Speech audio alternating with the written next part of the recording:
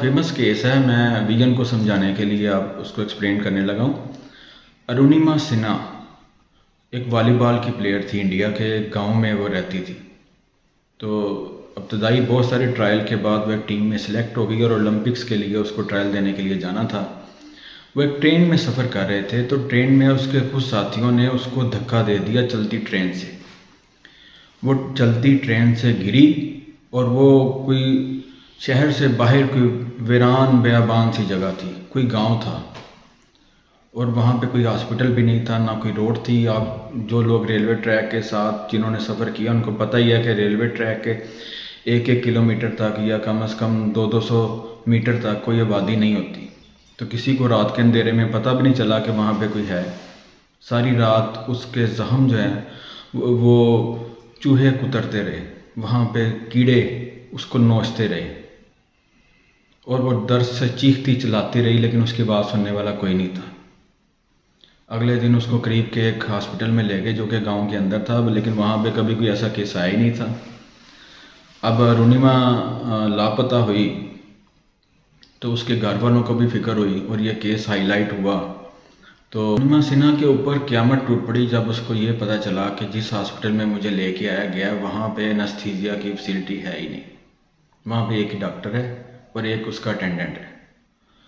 तो डॉक्टर ने अपने हिसाब से उसका जज किया और ये एवेलुएट किया कि अब इसकी टांग काटनी पड़ेगी। उन्होंने इब्तदाई मरहम पट्टी की और जब उसका खून ज़्यादा बह रहा था तो फिर उसकी टांग काटी। उसकी टांग काटने के बाद आप सोच सकते हैं कि उसको कैसा फील हुआ होगा। एक लड़की जो कि वॉलीबॉल की नेशनल प्लेयर है और अगले दिन उसकी टांग नहीं है। उसको करीब के शहर में लेके जाया गया हॉस्पिटल में और वहाँ से फिर इसको दिल्ली शिफ्ट किया गया। एक कंपनी ने उसको सपोर्ट किया और उसको एक आर्टिफिशियल लेग लगा दी गई, मैकेनिकल, जो कि मूव कर सकती थी। उसकी बेस के ऊपर उसने चलना शुरू किया। जब वो उस लड़की को ये टांग लगाई जा रही थी तो उस वक्त डॉक्टर ने उससे पूछा कि अब तुमने अपनी अगली ज़िंदगी के बारे में क्या सोचा है।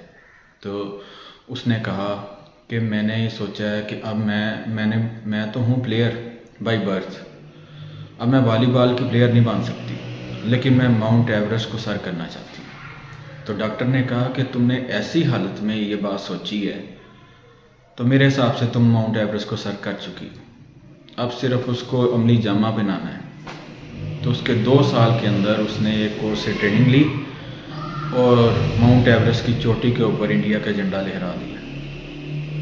ये हमारे हमसाया मुल्क की बात है, मैंने आपके साथ स्टोरी शेयर की, लेकिन इस स्टोरी ने वहाँ पे बहुत सारे लोगों को मोटिवेट किया, बहुत सारे डीमोरलाइज लोगों को एक्टिवेट किया।